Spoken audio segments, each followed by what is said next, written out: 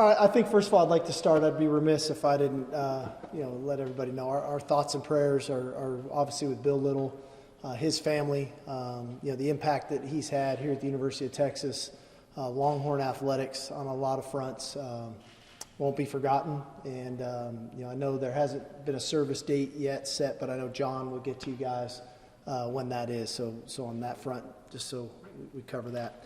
I think as far as for us and kind of where we're at and a little bit of a recap from the scrimmage, a little bit about kind of where we're going. I think the first thing coming out of two scrimmages and 2.5 weeks of camp, being healthy is probably near the top of the list of priorities for us. And you can't always predict. Sometimes injuries occur. The game is the game. But I think it's a real credit to our strength and conditioning staff of getting our players prepared for training camp. I think it's a credit to our training staff, and the job they did from a recovery standpoint of getting people, back to close to 100% every day. And when guys were getting nicked up, getting them back and getting them back on the field. So that was a real positive for us. As far as the scrimmage directly goes, I thought defensively they had a good scrimmage, and I think it started with their energy. I thought they brought really good positive energy for one another, and it showed. A lot of defense is about effort, it's about attitude, and then you got to play right. And I thought that they brought that. I thought our run defense was very stout. I thought the defense did a nice job in the red zone of getting stops in the red area at times, although maybe the ball moved down the field, they found a way to get stops and to force field goals, which was real positive. And I think a lot of that, the run game and red zone stops started up front. I thought the line of scrimmage, our front seven is playing a really good brand of football right now. I was proud of them for that. And some of the guys that stood out up front, because I don't get to talk about everybody all the time, but I thought T'Vondre Sweat probably had his best day Saturday. And when he plays like that, we're a lot better because he's very difficult to block. I thought Leonga Lafau has really made a lot of strides from spring ball through the first 10 days or so of training camp, and had a really good scrimmage Saturday. I thought Ethan Burke had a really nice scrimmage. Both edges kind of getting solidified now, and I feel really good about those first three guys with Sorrell, Justice, and Burke, and what those guys can do. I thought Gavin Holmes had a really good week, and the week turned out he had a really good scrimmage, and so that was a positive. And then the two guys that have been mainstays up front that have been, kind of solidifying their spots and what they're doing, obviously Alfred Collins and Byron Murphy again, and so that front is tough. They're big, they're physical, they're athletic, they're playing really well together, and I think a lot of that stems from Jalen. Just his communication up there at the line of scrimmage and getting everybody tied together. So that was good. I thought offensively, there's some good things. There's some things that we didn't do well. And I think that all boils back down to consistency, right? We weren't consistent enough offensively Saturday the way that I would have liked it. And so, and it wasn't like one guy or one position group. I think everybody kind of took turns. So we definitely have to improve upon that. We got too many drops. We're had such a good camp up until that point of really catching the ball well and making plays, and the ball just found the ground Saturday. So we definitely have to clean that up. I was impressed with their third down wins. I thought the offense stayed on the field and extended drives with their ability to execute on third down, which has been a big point of emphasis of ours. We were not very good a year ago on third down, so to see them do that was good. It was great to have Xavier back. Really explosive day. Made a lot of big plays, big catches for us. Gunnar Helm has been as steady as ever. He's playing good football for us, just a guy to note. And our three young wideouts, they all didn't have the perfect day, but they've come a long way. And when you talk about Jonte Cook, DeAndre Moore, and Ryan Niblett, really impressed with those guys from where they're coming. From the quarterback standpoint, I really think their command has really improved, at their varying stages. I think Quinn, being a second-year starter, he's definitely in command of that first unit, and you feel good about that. I think that Arch and Malik both have grown in their roles and what they're doing in their command of the offense and taking charge. Obviously, we got to keep pushing consistency at that position, whether it's fundamentals, whether it's progression, whether it's pocket presence, whether it's tempo, whatever that looks like. But there's a level of consistency at that position that I think ultimately drives the unit. And so we got to keep working on that, which that's why we coach, But at the end of the day, for us to kind of, that being the end of training camp in our mind, with school starting today, now it's about creating really good habits, right? We talk a lot about in our team room about kind of the three phases of their life that they operate in, right? They've got their academic world, they've got their football world, and then they've got their personal and their social world. And managing those three worlds simultaneously, I think, is really important. And you do that through really good self-discipline. And you do that through creating habits that ultimately start to become the routines of how we operate on a weekly basis from Sunday through Saturday, and then recreating it again the next week. So a little bit of a different shift in focus.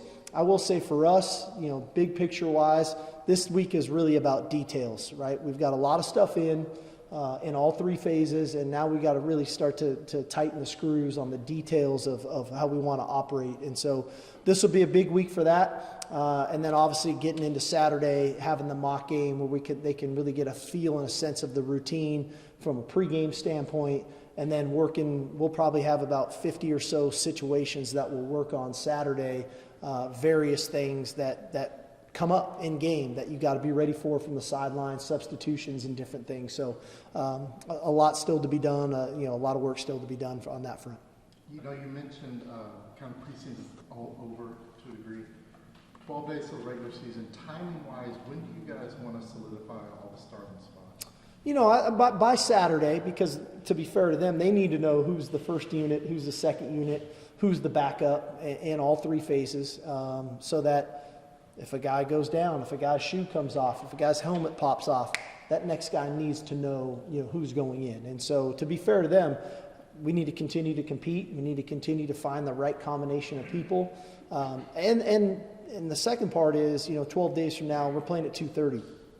And so to think, the same 22 guys are going to play every snap, probably not realistic, And so we got to find the right combinations of whether it's a safety rotation or corners or linebackers or receivers, runners, to make sure that we're getting a nice blend of rotating those players so that we're really strong for 4 quarters. Is the commanding won the job at linebacker, cornerback, or running back?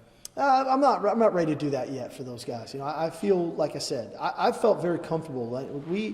We played Saturday, the first kind of portion of that scrimmage, 1 versus 2s, 2s versus 1s.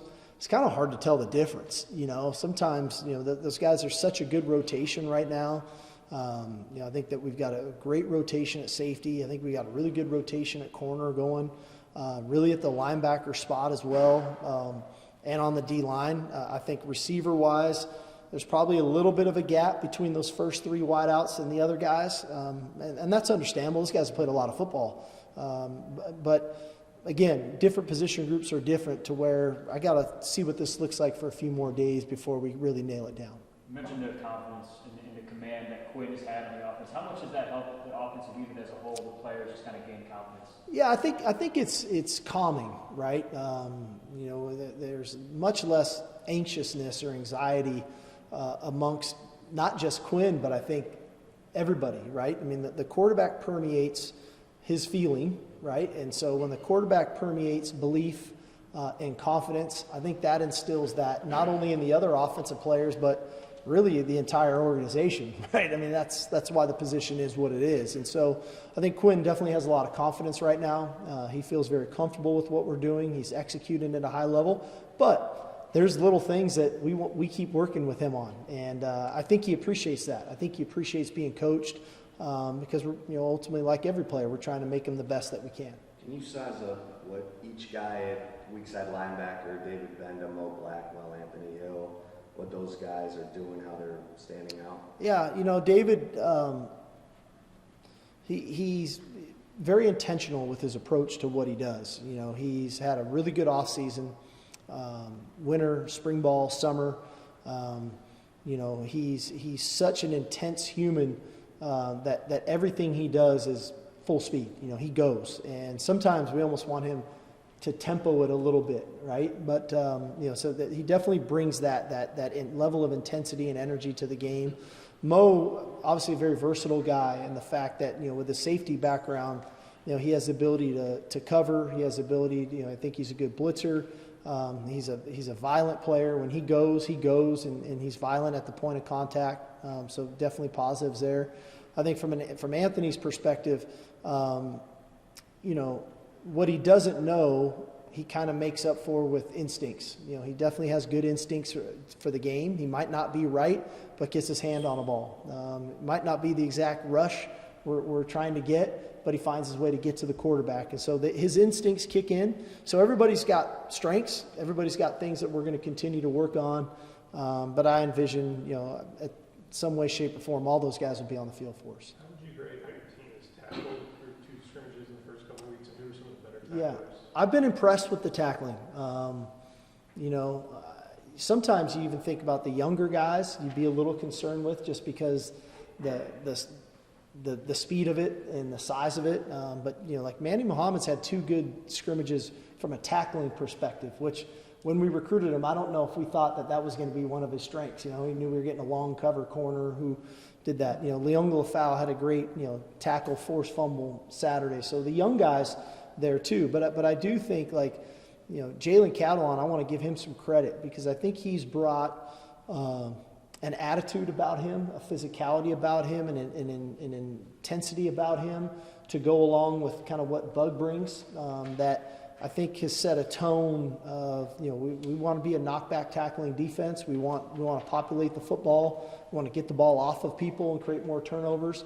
And in turn, I think we've tackled well. Now, we tackled more early in training camp than we have historically. And, that's why I credit the fact that we're healthy the way that we are, and we've probably had a more physical training camp, I think has been impressive. So I feel comfortable, but we're not perfect yet. And, we had some opportunities, which I showed the team this morning, where we have to apply the drill work that we do early in practice when we work on tackling. You guys have seen some of that when you're there early in practice. We have to apply those drills in game, right? And when it's a sideline tackle, when it's a 2-on-1 vice tackle, when it's a cut tackle opportunity, we have to apply those things. And I think we missed some of those Saturday, and so that's something that we definitely can improve upon. Your turnovers Saturday? Yeah, I think there were 2, if I'm not mistaken. I think there was a forced fumble and an interception. You talked last week about being concerned a little bit with the energy dipping in the second half. Yeah. Was that addressed, or how did that handle on Saturday? I thought it maintained well. I thought the defense, the first portion of the scrimmage kind of got the better of the offense. I thought the offense had a really nice 2-minute drill at the end of the first half. And then the offense came out in the third quarter and had a really good 3rd down, 4th down portion. And then the defense finished really well in our red zone lockout challenge. So much better energy, and we ran more plays. I think last week we ran just about 130. This week we just offense and defense, we were a little, I think, in the 150s. And so we ran more plays. We tried to get it more game-like than we had it the week before. We had a little longer halftime than we had the week before to really give them a sense and a feel of what it would feel like. And I thought, not only the players, I thought the coaches did a really good job at halftime of making sure our energy was right when we came back out. Coach, when you do finally do your depth chart, how do you communicate that to your players, and specifically to some of the guys who may not be ranked as high as they would like to be? What are those conversations like? Real life, and I think that's why we've created an environment here where honesty works, and being transparent works. And, I don't think by the time we put a depth chart to the team and when we explain to them in their position meeting who's going to go with the 1s and who's with the 2s and so on and so forth, there's not going to be a lot of surprises, because we're very upfront with our players on a regular basis. And so we're constantly trying to improve them. We're constantly trying to give them the things we'd like for them to work on. We're constantly trying to show living examples of players that do it right and what that looks like and why that's how we want it. And we point out times when we don't do it right. And so that everybody gets a real sense and a feel of what we're looking for and how we try to get it done. So in the end, nobody likes to not hear that they're not going to be a frontline starter, but as long as they know what they're working on and how they can earn more playing time, I think that's fair, because I think that we've been fair all the way through. Was there anybody in July that you weren't really counting on, but they opened some eyes and just kind of forced his way over the field? I think a guy that's been impressive, Jelani McDonald, is a kid who sometimes those kids that come in the summer, you get so consumed with the mid-years, and then these guys that show up in the summer, you don't really know. And you don't know in July because we're just doing skill development.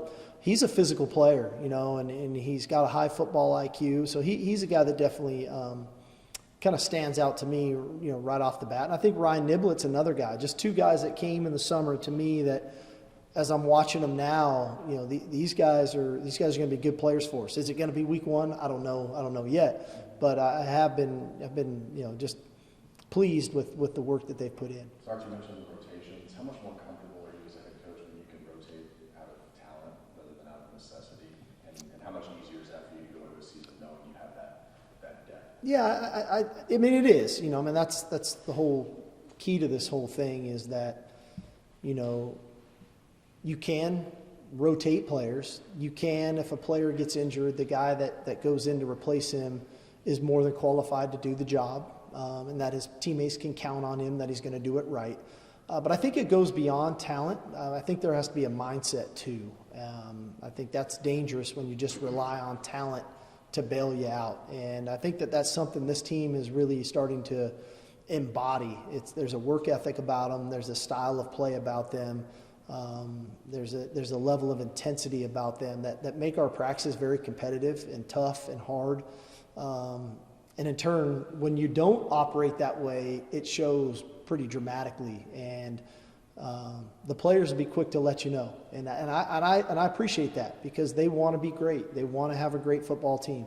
And they know they need everybody. It doesn't matter. When we sit in a team room, as I talk to our players, everybody's got a role on our team. And, I get it. There's the Quinn Ewers, Xavier Worthies, of the world, the Jalen Fords of the world.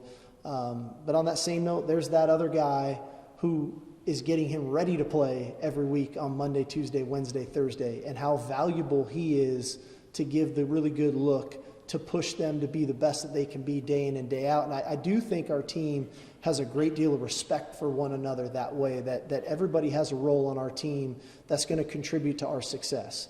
And when you can understand your role and everybody can appreciate your role, and then you can do maximum effort in your role, man, that's when you have something pretty special. And so I would say the majority of our team really understands that aspect. What do you say are your biggest concerns right now?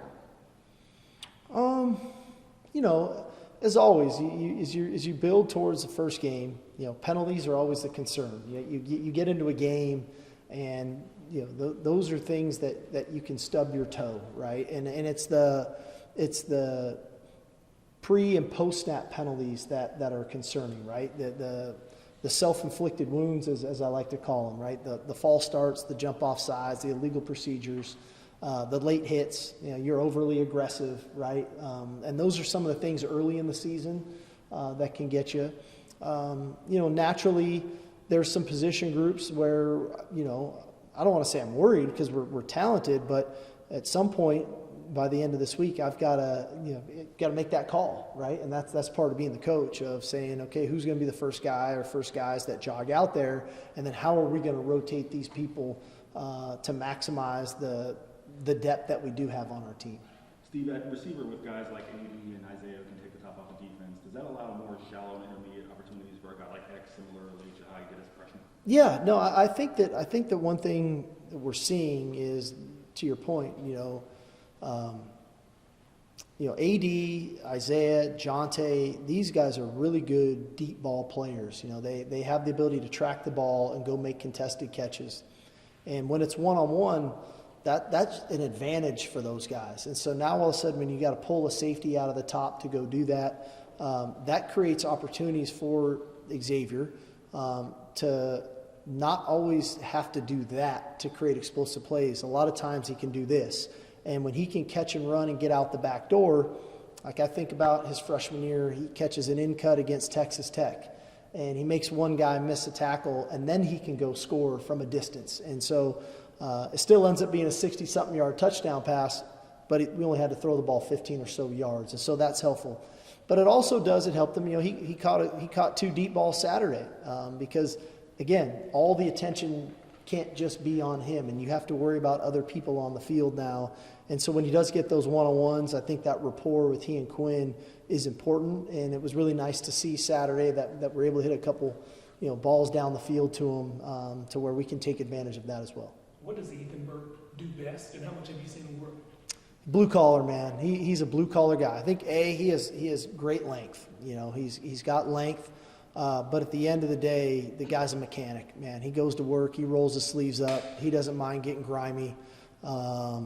He's always going to try to find an edge somewhere, and he's got good wits about him. He knows how to play the game, and so obviously coming from a great program at Westlake, I think he was taught really well coming out of high school. You see it with Bosick as well. But Ethan, just being a year advanced in the system, I think he knows how to really just play the game, but he definitely has a toughness, a griminess about him that we appreciate. Sark, with your skill position depth at receiver and running back, and then talking about the camp gunners, and do you feel like your personnel group and options are maybe more diverse than you've had the first 2 years? Definitely.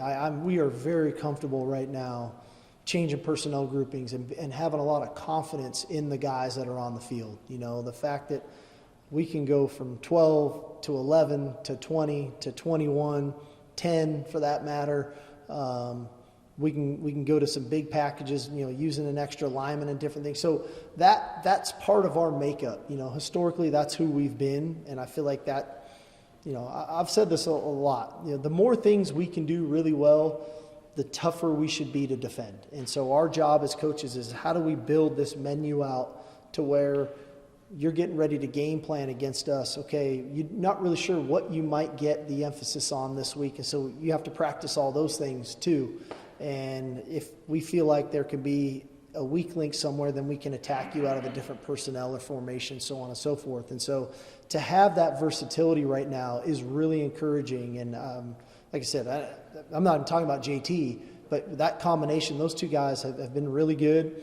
The receivers are good players, and we've got an array of runners that do a lot of different things well, which part of it sometimes is difficult because you're calling certain stuff when certain guys are out there.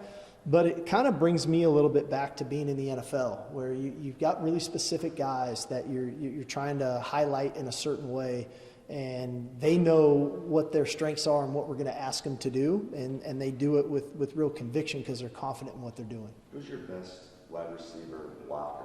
Who's your best blocker receiver? Jay Witt's, I'd argue he's the best in our conference. I think he's phenomenal. He's got great strength.